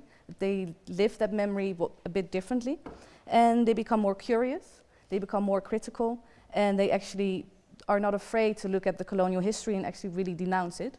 But as you said, the diaspora here is very diverse. There is the Indische people, but of course Molokkan, Papuan, and there's all these different voices. Everyone looks at this at the history in different perspectives, and I think that's so important to have all those different voices. And that's also with the book. You also have different voices in your book, and we should listen to all of them, and then we can sort of recover our own history. Mm. And when we talk about these different voices, they are different. David already mentioned Jeffrey Pondag, together with Lisbeth Zegveld, playing an important role in basically acting as a crowbar, really forcing the state to acknowledge what it has done, ordered people to do, right? And so how, for many people, activists like Jeffrey, and Tante Siska Patipilohi, whose words are at the very end of the book, is of course also very critical towards things that are going on, the research, and hopefully we'll be able to talk about this. How do younger people, like yourself, look at the role of these activists when it comes to opening up these discussions? Yeah, I think it's very important because they unlock a certain history. We were talking about education. Myself in high school, I had 6 years of history, but the thing was that lots of attention was put on the history of the VOC, of the East Indies Company, the Golden Age. And in what sense? The positive sense? The positive sense, of course. We talked about the Golden Age, something that Imara Limon, curator of the Amsterdam Museum, also wants to get rid out of the vocabulary, because for whom was it a Golden Age? Definitely not for the people that were colonized. And then maybe only 2 pages were about the police actions. So this is what we've learned, that's what we know. So these books and these activists are very important for us to know what actually has happened. We did not learn that the ideology of independence already started in 1910s, 1920s, 1930s, became stronger, and it was not something suggested by the Japanese in 1942. We have never learned about the importance of the Conference of Bandung. So yeah, I think we're actually sort of learning our own history and where we're coming from. And now, and David and also mentioned this before, many people say, well, younger people, a book like this, they might say, you know, it's a cool title, but it's like 500 plus pages. How, is that actually true? Or is that just one of these myths that elderly people, elderly people like to complain about younger people? I think people here in the Netherlands are young people, maybe actually in a global way, they're reading way and way more. The book clubs have, Really? it's a whole new trend actually again. There's so many more book clubs now. Am I hip? Maybe you are. And I think what you said, like starting a podcast, I think if you actually connect the two, it's a very interesting way. And yeah, it's not, the young generation doesn't only watch Netflix. You know, we are very critical, and like now we're talking to people across the world via Zoom. I mean, young people have been doing this for a while through WhatsApp, through platforms maybe even like Tinder, you know. So I think We do read books, yes. Well, Tinder, that must appeal to you. It does. I was on Tinder when doing this research.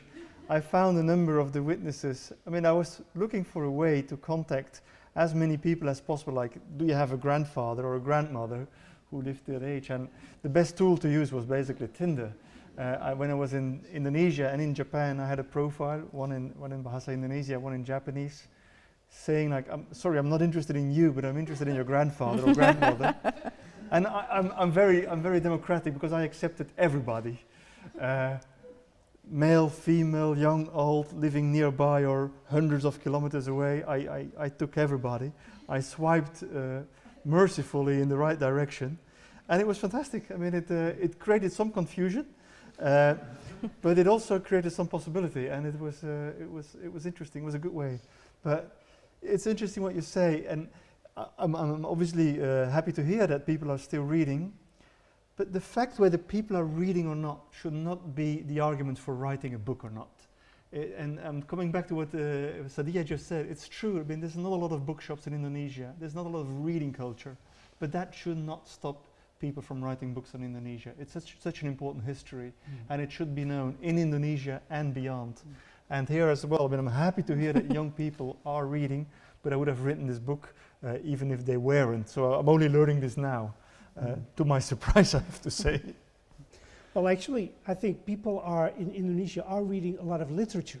Yeah. They like fiction a lot. Yeah. But That's of course, you're bummed out if history is only taught as national state history. Exactly. That would basically bum everyone out. That's what I meant. And I'm actually, when I read your story about using social media, I was immediately thinking that there must be a circle of people who were communicating, who is this creepy guy who wants to hook up with our grandparents, right? So that is, but it worked. But Amanda, you're a curator, right? And I'm interested in your curatorial practices, because what is happening now, and this is happening all over Europe, in the West, of course, there is this discussion on what to do with colonial collections. In the Netherlands, there was a government-instigated commission that came out with a report that basically said everything that is loot, in principle, needs to go back. And we have had visits in Dutch museums, but not only in the Netherlands, by a Belgian activist. Going to the Afrika Museum in Bergendal and basically taking away an object, saying, well, it's ours. And it makes for wonderful footage. It was a beautiful action, because it opened people's eyes, and I'm very happy that that report is there now that you just mentioned. So unconditional return. And Dutch museums won't be empty, you know, if all the really important pieces will be returned. We'll still have lots and lots and lots of objects here in the collections. And I think that's actually very important, that we look at these objects in a different light with a younger generation, because we can say that these colonized objects, they are also objects in diaspora, and the people are also in diaspora. So I think if you put them together, you can create a whole new story. I had an incredible story when I interviewed Joop Hutting, the whistleblower, and he had told me, like, during the military campaigns, he had taken a prayer book, an Islamic prayer book from a mosque or a sacred space where he was with the troops. And after he passed away, his daughters gave that prayer book to me, which is in Arabic characters. And it sits uncomfortable on my shelf. And my first idea was I tried to figure out where it was taken from and bring it back to Indonesia. And I had to talk about this with Sadiah. And Sadiah said, because the book is damaged as well, the front pages are gone, etc. And she said, like, I don't know where the future of this book is. First reaction would be bring it back to Indonesia. But there's so many layers of meaning that have become piled upon this object. She also said, like, it's also a book on Dutch military behavior in Indonesia. And then coming from the man who has been the first one to speak out on what he has seen and in what he has participated. So there's there's lots of layers there, and it's quite hard to find. I'm struggling. If anyone has a good suggestion, I'm interested to hear it. Somebody suggested there's this there's this museum in the Rijksmuseum soon, which is a temporary exhibit in a couple of years. Perhaps it should be shown there, which I think is an interesting option. Exactly. But also it might be interesting to see how a younger generation of artists reacts to this book, and how they might tell that story that you're just talking about, how they could visualize that.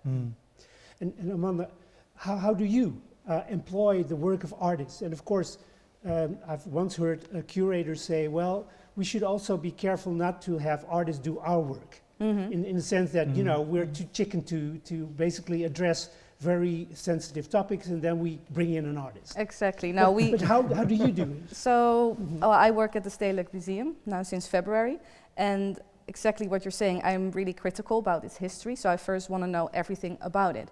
So I started a werkgroep in Indonesia, so a research group about the colonial institutional history together with my colleague Britte Sloothaak, and we're actually investigating the exhibition history of the Stedelijk, because in 1901 there was a huge exhibition, it's called the Indische exhibition, and in 1900 was the World Exhibition in Paris, and the Dutch had a colonial pavilion, and people here in the Netherlands thought it was such a shame that not all the Dutch people could go to Paris and see these wonderful objects that built their nation state. So they decided to ship everything to Amsterdam and show it in the Stedelijk Museum. But then in so it's really interesting that it sort of glorified the nation state within this museum. But then in 1947, there was an exhibition on the Jaya brothers. So Otto and August Jaya, they were here in Amsterdam in the time of the Independence War to really promote Indonesian independence. And they did that through their artworks. So these artworks, we have some in the collection. It's these Javanese mythologies. You see these warriors, they are fighting a red monster. And of course, that red monster is the colonial oppressor. And now there's two works by Jennifer Tay in the exhibition, The Presence of Absence, and she really investigates her personal relationship between, her Indonesianness, but also her Dutchness. So I think that, you know, the relationship of the Stedelijk with Indonesia really changed in that whole century, and that's something that we really want to, research, and then also see how this history can be relevant now for this generation, and then I would invite some artists to react to that history. So, but first be really aware of it ourselves. Yes, and of course here in this very space, earlier this year, there was this wonderful exhibition on colonial gardens that was curated actually by Sadiah, and had wonderful and very strong work by contemporary Indonesian artists, also engaging with colonial history. Because next year, of course, we will be commemorating 400 years of genocide on Banda.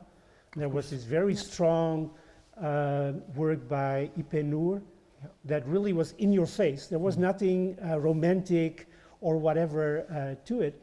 And David, to make this comparison, right, with the use of art in ethnographic museums, but also in art museums, when you were visiting museums in Indonesia, in Jakarta, what was the narrative? Was there any narrative on those traumatic periods? My impression was that there was not a lot of room for trauma and much more for triumph. That doesn't mean that trauma is absent. It is there, but it's not become part of the national narrative. If you've won, the wounds are rather hidden from sight. It's something. The triumph is celebrated collectively, and the wounds are being dealt with individually. That was my strong impression. Luckily, we were just talking about is this historiographical or historical awareness here, how unique it is in Europe that what I found it interesting to see how artists are dealing with history in different ways than academically. And in my bibliography, there's a lot of historians, also Indonesian historians, but in my word of thanks, in my acknowledgements at the end, there's people like Goenawan and Sadiah and Laxmi Pamuncak, because I learned a lot from talking to Indonesian artists, that there's a different way of dealing with the past rather than strictly academic, which I think is quite nice. At the same time, and now I'm contradicting myself, we should be careful not to turn artists into the priests of the 21st century. There's this idea that artists have like a deeper understanding or a deeper knowledge or a deeper awareness. And let's be careful not to create a new elite or a new clergy, an artistic clergy. So I'm saying two things. I love working with artists. I think they have opened my own eyes. At the same time, let's not elevate them to a point where they do not feel comfortable. Amanda, this calls for a response, because you are, of course, engaged with the Stedelijk Museum, that used to be a temple, Exactly. if we use that analogy. But how is the Stedelijk, and how are you in your work, and with your fellow curators, how are you dealing with these issues? Yeah, so of course the first thing that we acknowledge is that the museum was born in modernity, and there would be no modernism without colonialism. But I think what we're really looking for is, so a book of, how many pages was it? 500, 700? I didn't count them. I only counted words. It's very interesting, and it's one way of transferring knowledge. But what I think in the museum, that always want to say, well, we have the power to convey knowledge, but that we do that in a different way. So I think though artists can come up with different ways of transferring knowledge. And that's so important right now. And I think we have to share, as a museum, we have to share authority with people that can do that, that can really especially reach. the state, like the place where young artists have been given a place for the past decades, so it seems logical there. It's just I take issue, and not with what the Stedelijk is doing, but I take issue with this idea that artists, if you work with local artists, the colonial experience is represented, or the perspective of people living in the former colonies, and that I found sometimes a bit essentialistic, as if one individual or a couple of individuals can translate the diversity of a national experience through one exhibit or something like that. That obviously is always problematic, and you started by saying, you know, this So diaspora is voices, so diverse. Exactly. And so if from your personal point of view, then it's always good to make it personal, because then you're not burdened with the fact that you speak on behalf of whoever. Yeah. If you look at the history of the Netherlands and Indonesia, and how it resonates in present-day Dutch society, how perhaps ways of the different decks on the ship still resonate perhaps in our society. What is your take? How do you see that? Are there colonial echoes? I think so. I mean, if we just look at what happened with the whole Zwarte Pieten discussion, I mean, that is certainly an echo from colonial times, from racism that has its roots there. So it's definitely still present. But I think we are opening our eyes more and more right now. And I really see that instead of maybe getting a seat at the table, we are just creating new tables for ourselves. So, yeah. That's a wonderful way of putting it. Just not be content with a seat at a table, just making new tables for yourself. But is there still communication with that first table? Well, I was very surprised that I became the curator of design at the Stedelijk, for instance.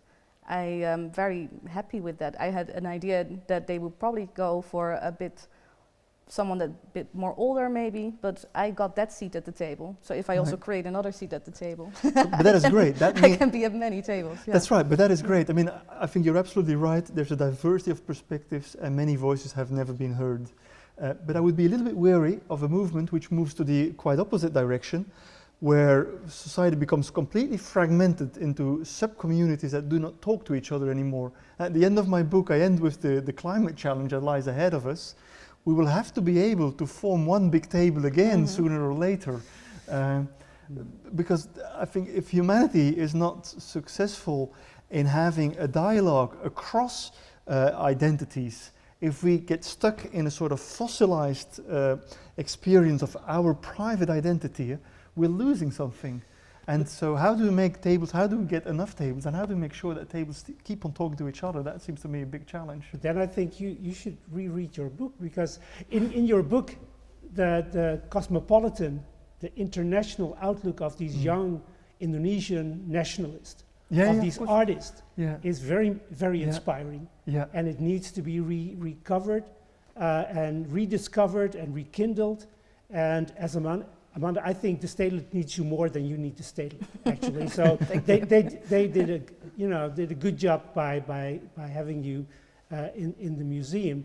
And again, we could continue our conversation for hours, I guess, but there are always these practical concerns, and there are people coming in with questions. And one important question from the first session was actually a very practical question. Will there be a version of this book for educational purposes? Very good.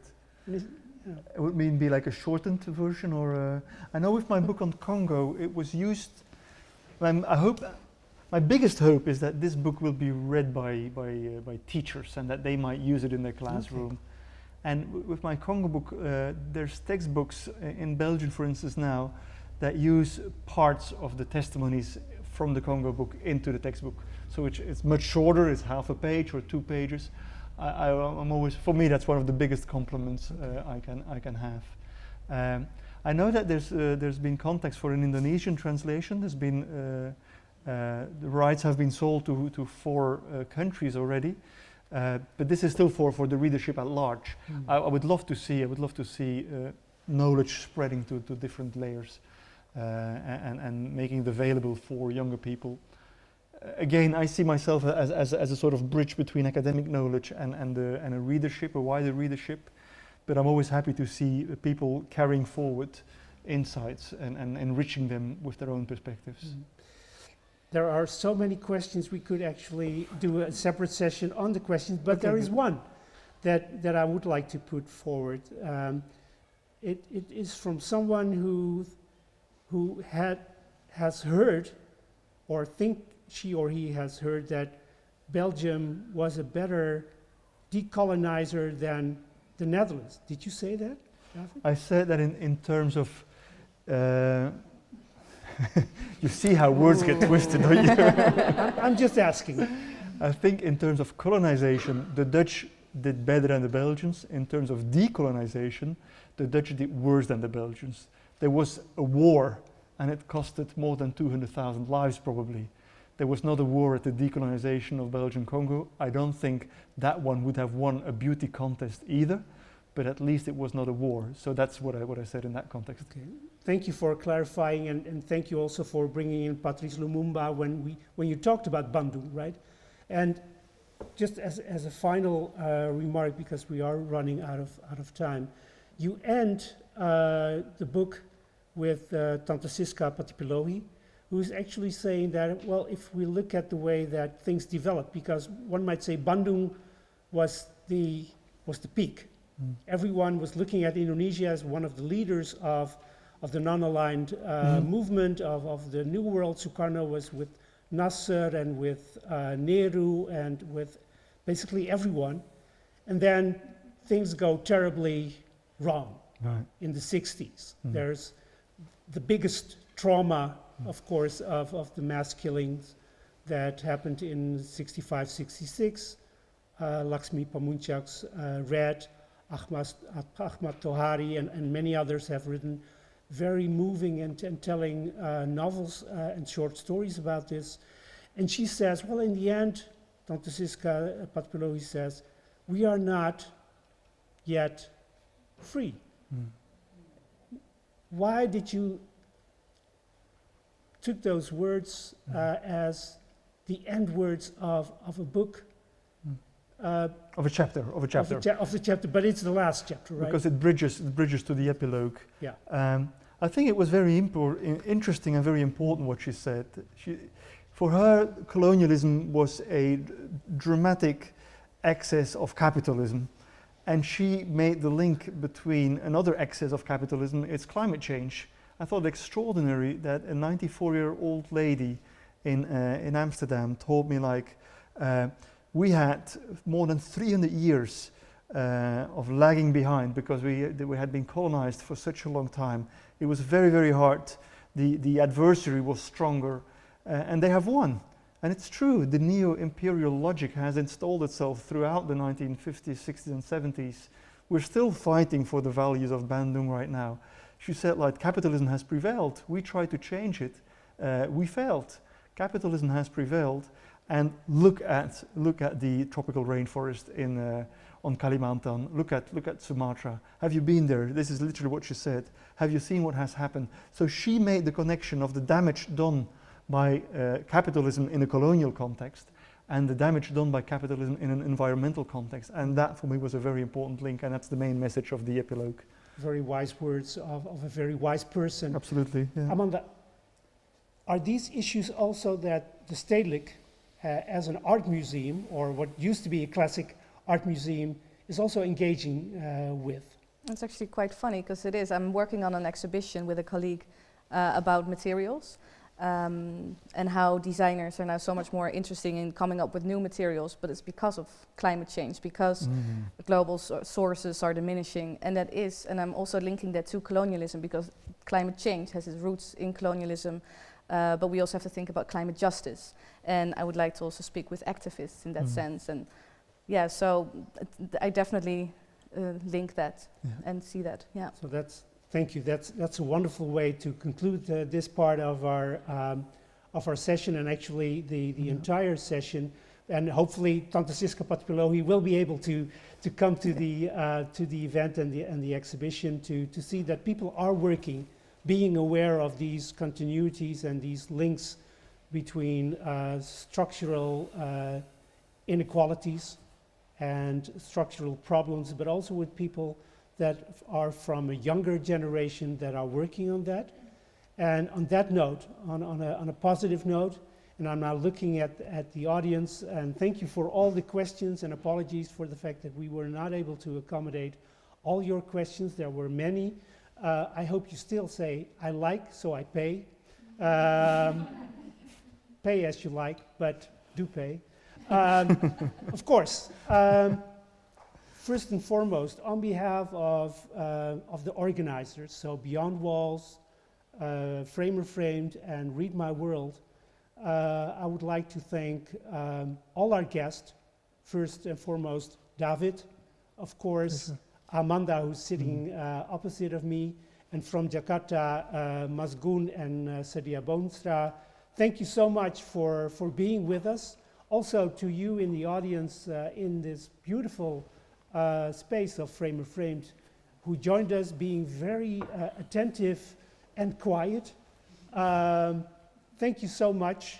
The stream will be available on the different platforms, on Facebook, but also on the YouTube channel, the Facebook of the 3 participating partners, and on the YouTube channel of Framer Framed. So be sure to check it out, and be sure to also tell to your friends, colleagues who could not join us live, that they definitely would miss out on a special event if they wouldn't watch. And for friends in Indonesia, selamat malam, selamat tidur, dan sampai jumpa lagi. Thank you very much.